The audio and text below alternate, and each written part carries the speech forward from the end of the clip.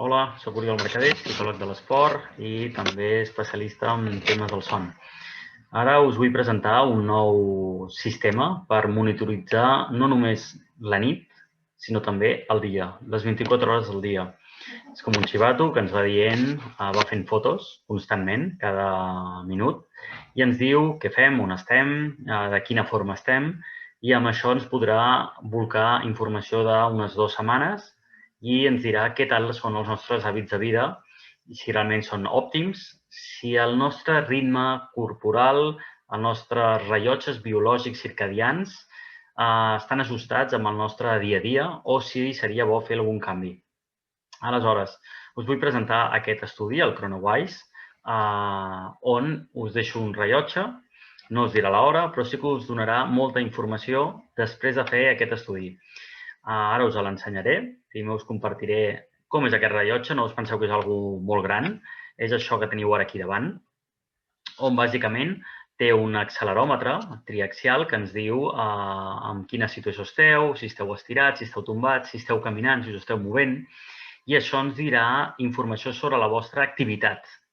I ens podrà dir si a la nit teniu un bon descans profund, si a la nit hi ha símptomes d'activitat i si de dia esteu molt sentats i molt quiets o us esteu movent, fent exercici físic moderat, intens, i després tot això ho veurem en un gràfic d'unes 2 setmanes de com anar. Més coses que tenim, la temperatura corporal, que ens informa, té molta relació amb la somnolència i la qualitat del son.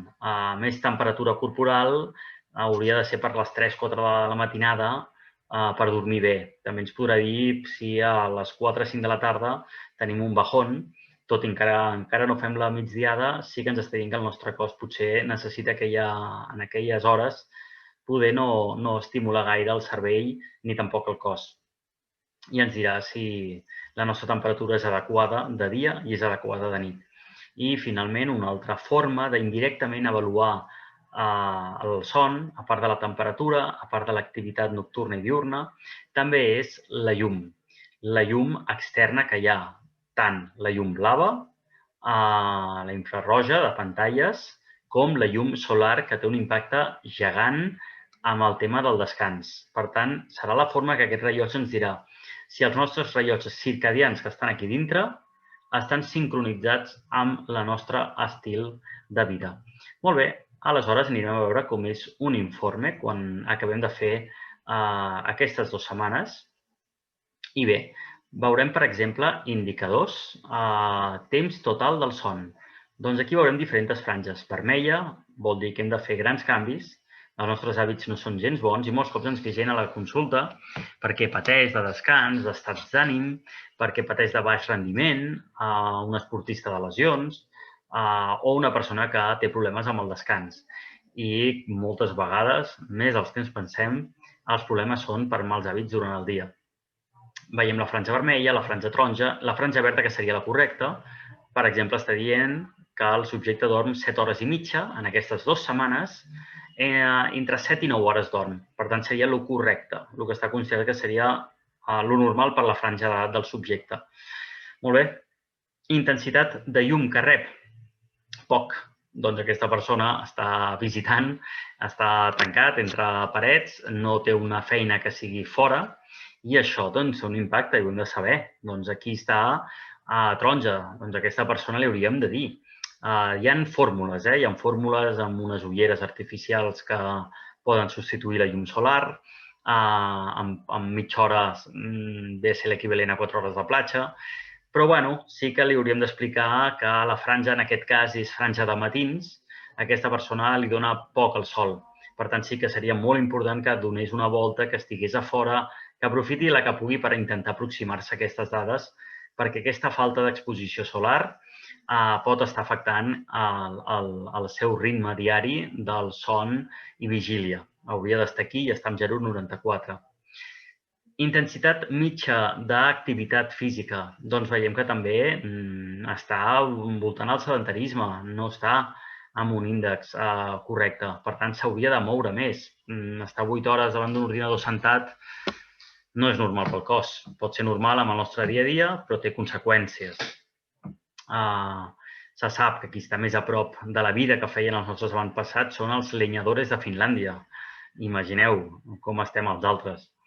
Temperatura mitja, doncs aquí també tenim un problema. Al voltant d'un problema que pot arribar a impedir una nit profunda relaxant. Doncs, d'alguna forma s'ha de mirar què està passant aquí perquè el cicle de la temperatura està desincronitzat. Hem de veure com el podem posar en hora i que tot estigui a la zona verda. Aquí, doncs, la llum, l'activitat i la temperatura no són correctes. Les hores de son, sí. Bé, tenim més valors, més específics. Anem al valor del son. Profunditat del son? Doncs sí. Veiem que a l'hora de dormir hi ha una bona profunditat. Doncs perquè no hi ha llum a l'habitació, no hi entra soroll, el llit és prou còmode i té una bona forma de dormir. Per tant, sí que seria correcte. Llum durant la nit? Molt bé. No hi entra ni un gra de llum allà dintre, ho veiem aquí amb un 0. Activitat durant la nit? Doncs hi ha moviment. Hauríem de veure si és una persona nerviosa, però sí que veiem que no està a la franja verda, com sempre. I el que dèiem, temperatura mentre dorm? Massa fred. Anem a la vigília de dia. Son durant el dia? Doncs correcte, perquè no dorm. Estaria millor fins i tot que fes una petita migdiada, que veiem que no la fa. Però, si estiguéssim per aquí, li diríem, ostres, estàs dormint massa de dia, has de reduir. Aquí veiem entre 15 i 30 minuts, que seria la de dormir durant el dia, i veiem que no, que dorm uns 4 minuts de dia. En aquestes 2 setmanes ha sigut la mitja de estar tombat al sofà i fer una petita migdiada, que li hagin baixat els nivells a 4. Seria millor que allargués una mica més. Llum de dia, el que hem dit, no li toca prou. La llum solar, activitat de dia, insuficient. Temperatura de dia, correcte. De dia no té problema. És a la nit on hi ha un problema de temperatura, que això ho podem solucionar de moltes formes. Hora central de son, 3 i 20, correcte. Hora central de màxima obscuritat, correcte. Hora central de mínima activitat, també correcte. I aquí veiem el cronotip indefinit a nivell de matutí i vespertí. I podem ja veure més gràfiques, com per exemple, aquí veiem amb els puntets, seria el correcte.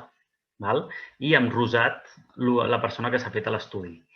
I bé, sí que veuríem que d'activació de dia a vegades està per sota. S'hauria d'activar una mica més. Sí que veiem que a partir de les 9 aquesta persona fa molt poca activitat, però ja està bé. Sobretot aquí, a les 4, a les 6, de 8 a 10 del matí, hauria d'activar-se una mica més. Veiem aquesta franja aquí buida. Això una mica ens dona pistes, en aquest cas és prou bo, però si veiéssim aquí que hi ha colorejat entre les 12 i les 8 del matí per aquí dalt, veuríem que algú falla. I a partir d'aquí tenim aquí moltes indicacions específiques. L'activació mitja, activació en vigília, regularitat de l'activitat, quan es fa l'activitat, contrast dia-nit, s'ha de contrastar una mica més de dia, més activitat que de nit. Anem al son, veiem que prou bé.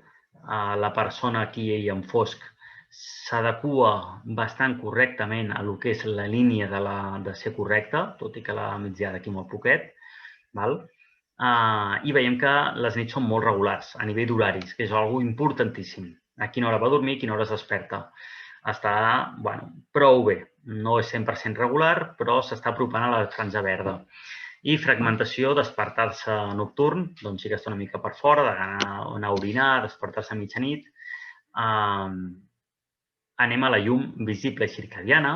Veiem la llum del sol que està per sota del que hauria de ser. Només aquí a les 6, que deu ser quan surt a fer esport a fora, que li dona o surt a caminar. Però la resta del temps veiem que està bastant per sota, sobretot pel dematí. I en canvi sí que veiem que està exposat a la llum de les pantalles. Per tant, això ho hauria de vigilar. Molt bé. Temperatura de la pell. Doncs aquí veiem el problema. A la nit molt per sota del que hauria de ser. De dia també està per sota, una persona a temperatura freda, però sota el problema és a nivell nocturn, que això hauria de pujar més i de dia també ho veiem que està molt a baix. L'activitat física intensa, doncs veiem que és aquí, als migdies que ho fa, d'acord? I el temps que dedica a l'activitat, i aquí ens dona molta informació.